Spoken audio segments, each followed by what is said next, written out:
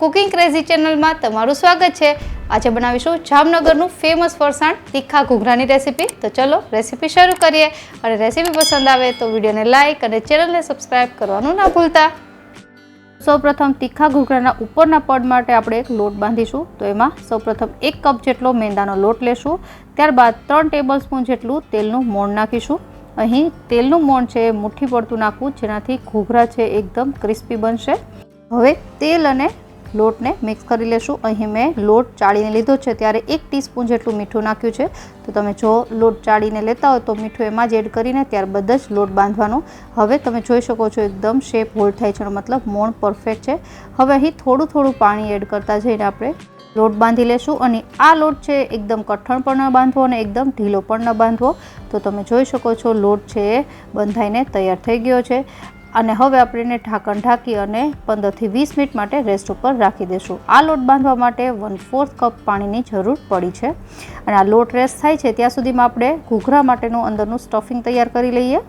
તો અહીં મેં સ્ટફિંગ માટે 2 મીડિયમ સાઇઝના બટેટાને વચ્ચેથી કટ કરીને બાફીને ઠંડા કરી લીધા છે। મસાલો હંમેશા ઠંડા બટેટા કરી ત્યારબાદ જ બનાવો। ત્યારબાદ હાફ કપ જેટલા સૂકા વટાણા છે એને મેં પલાળી અને આવી રીતે બાફી લીધા છે। તમે લીલા વટાણા પણ વાપરી શકો। ત્યારબાદ 2 ટેબલસ્પૂન જેટલી આદુ મરચાંની પેસ્ટ છે, અહીં મેં તીખા મરચાં વાપર્યા છે। અને હવે 1 ટીસ્પૂન જેટલો ચાટ મસાલો, 2 ટીસ્પૂન જેટલો આમચૂર પાવડર, હાફ ટેબલસ્પૂન જેટલો ગરમ મસાલો અને સૌથી છેલ્લે 1/4 કપ જેટલી ઝીણી સમારેલી કોથમીર। અહીં મેં બટેટા અને વટાણા બંને બાફ્યા ત્યારે મીઠાનો ઉપયોગ કર્યો હતો, એટલા માટે આપણે મીઠાનો ઉપયોગ હવે કરતા નથી। જો તમે બટેટા વટાણા આમનામ બાફ્યા હોય તો અહીં 1 ટીસ્પૂન જેટલું મીઠું એડ કરી દેવું। હવે આ બટેટાને અને મસાલાને સારી રીતે મેશ કરી અને મિક્સ કરી લેવાના છે। તો આપણી પાસે આપણો આ ઘૂઘરાના સ્ટફિંગ માટેનો એકદમ બટેટા અને વટાણાનો ડ્રાય મસાલો તૈયાર છે। હવે આપણે ઘૂઘરા બનાવીએ। તો અહીં લોટ પણ 15-20 મિનિટ જેવું થઈ ગયું છે, રેસ્ટ થઈ ગયો છે। તો આપણે લોટને એક વખત સારી રીતે કોણવી લેશું અને ત્યારબાદ આમાંથી એક લીંબુના સાઇઝનો લુવો લઈ અને હવે એની પૂરી વણવાની છે। તો અહીં મેં એક ગોળ પૂરી વણી લીધી છે। હવે જે સ્ટફિંગ તૈયાર કર્યું હતું એ સ્ટફિંગ છે આમાં આપણે સ્ટફ કરવાનું છે। તો અહીં 1 થી 2 ચમચી જેટલું સ્ટફિંગ લઈને આવી રીતે આમાં પૂરીની વચ્ચે મૂકી દેવાનું છે। હવે પૂરીને ઉપરની સાઈડથી ફોલ્ડ કરી અને સીલ કરી લેશું, જેનાથી મસાલો છે બહાર ન આવે।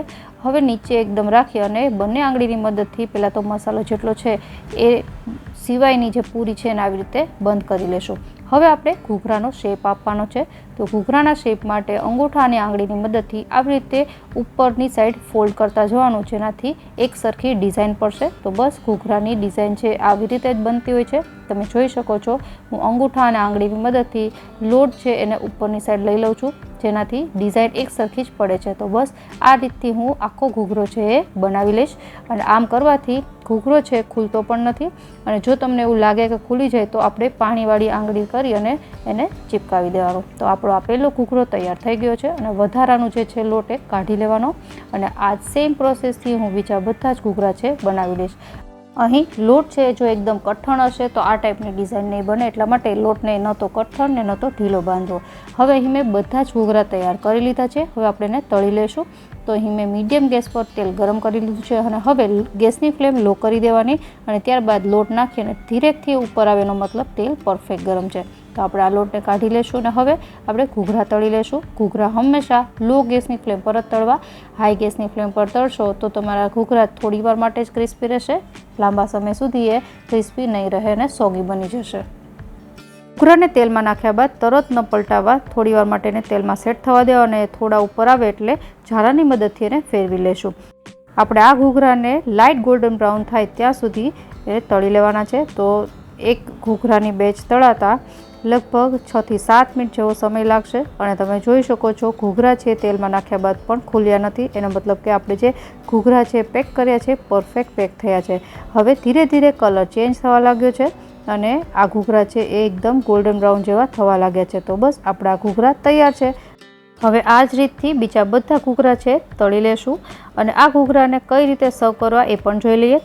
તો અહીં મેં એક પ્લેટ લીધી છે, જેમાં આપણે 2 ઘૂઘરા રાખી દઈશું, જેને આપણે વચ્ચેથી આવી રીતે ખાડો કરી દેવાનો છે। ત્યારબાદ અહીં મેં લીલી ચટણી જે તીખી મરચી અને સિંગદાણામાંથી બનાવેલી છે એ એડ કરી દઈશું અને ત્યારબાદ ખજૂર આંબલીની મીઠી ચટણી છે એ એડ કરવાની છે। અને હવે છેલ્લે આ ઘૂઘરાને આપણે ડુંગળી, કોથમીર, મસાલા સિંગ અને સેવથી ગાર્નિશ કરી લેશું. તો છે ને કેટલા આસાન બનાવવા. તો આશા રાખું કે ઘૂઘરાની આ રેસીપી છે તમને ખૂબ જ પસંદ આવી હશે. અને રેસીપી પસંદ આવી હોય તો વિડીયોને લાઇક કરવાનું અને કમેન્ટ કરવાનું ના ભૂલતા. મળીએ નવી રેસીપી સાથે. ત્યાં સુધી બાય.